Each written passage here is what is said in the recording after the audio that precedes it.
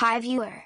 You know I've come to play Warframe for multiple years, getting banned from Warframe, doing Warframe stuff again, and each time I've played you wanna know what happens every time? I get bored. Of course you'll get bored from any game, it happens all the time, you can say the same thing for life. Hobbies become boring and tedious and sometimes you just need a break, but with Warframe, these breaks can turn into forever breaks, and this is due to lack of endgame. Warframe has a fundamental issue with the concept of endgame. Endgame can have multiple meanings with different contexts, but in gaming, it's defined as a stage where players continue playing the game to achieve additional challenges, objectives, or rewards. Or, content or objectives that players can tackle after they complete the main game. Now that I've defined what endgame is, we can discuss why this game that we all seem to keep coming back to has a shit endgame. In theory Warframe should have something for people who have done everything in the game. Based on these definitions, you could say, Steel Path or Archon hunts are endgame, even Deep Archimedia, hell even arbitrations could be considered endgame. I'd say no to this. Most of this content is not very difficult and you wouldn't require much modding to be able to be capable of these activities. As you could simply run a brain-dead Gloom Revenant or run an explosive weapon that has no drawbacks in general to make this supposedly difficult content ridiculously easy, but let's say I don't have this Revenant Gloom combo with some cheesy weapon, and I'm using a very basic Warframe like Excalibur with a really decent weapon, a build that some Mr. 13 bot could make, I would be fine in literally all of the endgame, even base SP I'd be fine in, as all frames can technically tackle this endgame. Some faster than others and some slower. Now honestly we should understand how most Warframe missions are usually and understand why they're so bad and easy. Normally every Warframe mission will have an objective, something to do and doing that said objective, then running to extraction. Now with certain endgame activities this slightly changes, and if you're curious as to why I haven't mentioned endless survival, that is not endgame, and to even get to a high enough level to make it feel somewhat hard you would have to wait multiple hours for these difficulties. It also doesn't help that everything in this game has the same weaknesses as each faction and having a armor cap, this being introduced in Jade Shadows, making level cap easier and more doable and other more accessible endgame content easier. Honestly it shouldn't even be considered an endgame, there's like nothing now in this game that's honestly difficult anymore. All these changes to accommodate people who will still whine and complain over easy content, all because they can't mod. It's truly sad honestly, though I should probably get to discussing these endgame activities and pointing out their flaws in epic fashion. Let's start with my least favorite one, arbitration. Arbitration is one of the worst game modes that could ever have added, as there is only one mission type that is viable for arbitration, this being defense. That is only when you should ever bother doing these missions. Now normally you might assume that when it rotates to a certain mission like survival that's when it becomes viable. You're wrong. Terribly wrong. And did you know, it heavily depends on which specific tile set you get? Certain tile sets will make what you're trying to farm, which are Vitus Essence, the arbitration specific resource that allows you to access galvanized mods and many other rewards that could easily make you plat rich, way harder to acquire. And, if the mission makes a specific enemy that drops this valuable resource get stuck on certain things or simply not spawn them, often this becomes quite a nightmare to farm and very boring. And the enemies, oh the enemies! There's like deadass no difficulty with them, which isn't really bad, but with the requirements to unlock this mode, is really disappointing. I remember when I was an MR13 bot and first discovered arbitrations, it was defense and me and my friend we were trying to do this interesting game mode, and when it dawned on us that all this was just a slight level increase in a reskin, my face deadass lost its smile. Even now I don't really find this stuff interesting at all, and honestly I stay away from this mediocre boring endgame activity as it's usually not defense and has a trash game mode up that isn't a meta defense. Let's talk about the rewards though. The rewards for this also aren't very useful, but a few are, so let's name them, or mods, or a form of blueprints, specific arbitration mods, IHN sculptures, endo, and some of the worst arcanes ever added to the game. Honestly, most of these rewards are shit other than the sculptures and the endo. Or a mod form is such a random thing that honestly you could say it isn't bad, which in my eyes it's just something I might make for a frame I like. That's honestly it, so much trash cluttering the loot pool and making the potential rewards from this game mode mediocre. If they could simply remove most of these rewards and either rework them or just place them in a shop, it would honestly make this game mode slightly worth running, and adding more difficulty than this lackluster mode. My personal rating for this endgame game mode 3 out of 10. Really mediocre and not good. Now I'll cover most of all the game modes I'm speaking about.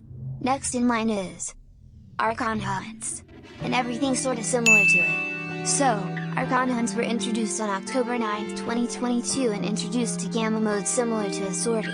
Now if you already know what a sortie is, just imagine that but with a guaranteed boss at the 3rd mission. These types of bosses have names that were revealed in the quest New War, and are similar to sorties in the fact you need to have done a specific quest to unlock this game mode. See now, considering these two are similar, you can bet your bottom Archon hunts have the exact same issues. Bloated loopholes and quite bipolar gamma modes. AKA long ass defense and just the big time wasters. Though I do have to give Archon hunts some credit, they have at least guaranteed drops which are called Archon shards. Archon shards are now a mandatory item in any Warframe build, and honestly this is something I really do not mind. They have pretty good benefits. However, the fact there's two versions of shards, one being a Tau Forge shard and base Archon shard, is really annoying. But then again, every week you don't get this better version, your chances of getting it gets higher and higher. Now how does this activity have any sort of endgame value? Archon hunts somewhat, but sorties are as irrelevant as they've become over the years, sadly. Sorties still have an extremely uninteresting sort of missions usually, and the most difficulty there is in that game mode is modifiers. Which of course literally do not matter due to the highest level enemies and there being level 100. At least with Archon hunts enemies can actually feel like a threat, but unfortunately the difficulty is more artificial and doesn't really do jack to make anything actually feel hard. Not like you can't feel the difficulty, but it's the way they added it which makes it feel more unfair.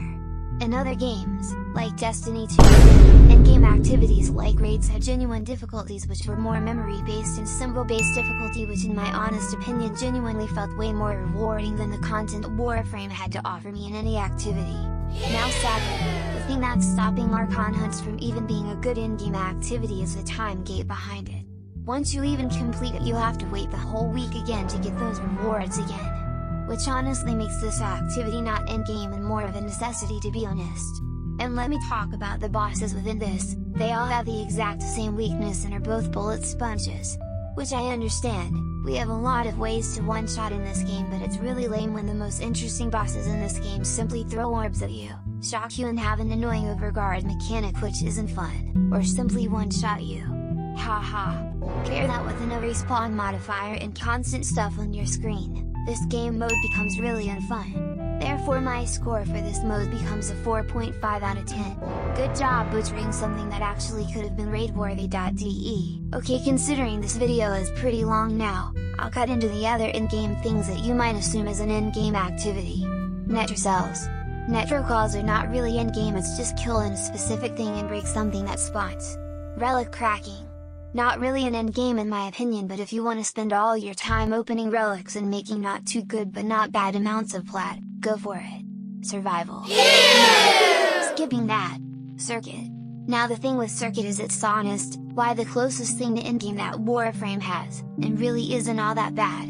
I enjoy it, and even though you can pick the weapon of frame to bring the decrees, honestly make this enjoyable, and the incarnates in regards to make this game mode so worth it. 8/10. And most of the game modes in this game are either not endgame or just not in anything in-game related. Now for the most controversial one I've been saving off on. Level cap. Now considering level cap is the only difficult thing in this game, there's an obvious reason why people sometimes only do this and consider it an endgame. Now unfortunately, level cap kinda became easier as now the armor values don't infinitely scale, so they have a certain cap. The damage however they deal does not, so health tank frames will always fall and die immediately. So the enemies here will be the highest level you'll ever fight in game. 9,999. Now that you know this, certain game modes can get to this point rather fast or take an extremely long time. So to mention what takes forever, all the missions that have extremely long mission objectives or things to do like defense, survival. Obviously I won't mention the missions that can't really do level cap efficiently or just take too long to actually be viable.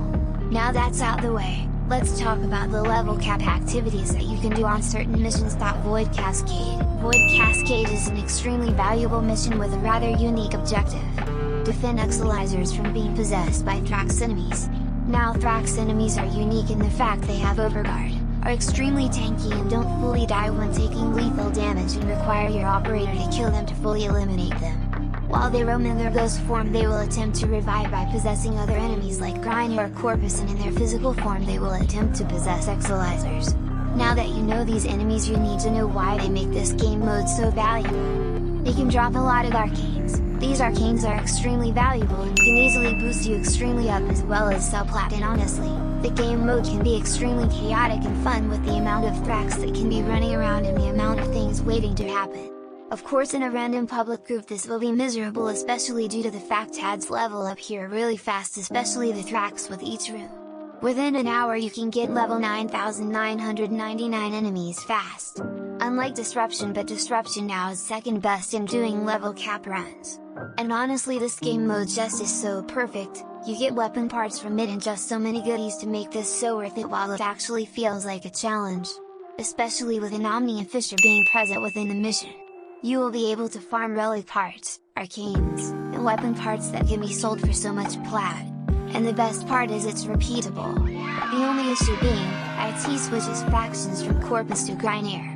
Other than that, honestly this game mode might just be perfect. Also, just to get through Elite Archimedia. Elite Archimedia is mostly artificial difficulty, and even though the rewards are good, it's kinda endgame, I guess. 6 out of 10, it's not very good in my honest opinion. Okay, now that we've gotten through like everything, all I wanna say is, thank you viewer, for watching this content if you did. No hating is still content, not gonna lie, and I honestly wanna keep doing it. Also, you all should totally tell me what other things I should talk about in Warframe that is kinda mid. Farming Zaku Prime reminded me why I stopped playing again, so do suggest some things. Have a good day, or don't, choice is yours.